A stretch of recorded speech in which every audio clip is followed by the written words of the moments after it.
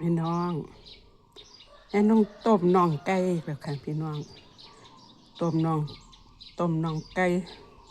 น่องไก่ไก่ไก่พันธุ์ไก่ตลาดเพราะมันไก่บ้านห้าหรอกค่ะพี่น้องแสบอยู่แสบคือกันละพี่น้องไก่ตลาดมันก็ต้มสดน้ำร้อนๆกินเนาะพี่น้องสามีก็อิ่มแล้วต้มแบบบ้านเฮานี่ละเฮ็ดแบบบ้านต้มแบบบ้านเฮากินนี่แหละพี่น้องหน้าตาก็เบิ่งแล้วก็เป็นจืดๆนั่นก็พี่น้องมาเด้อกินข้าวกับยายน้องกินต้มน่องไก่กับยายน้องพี่น้องมาแซ่บๆน้ำกันอยากสดน้ำร้อน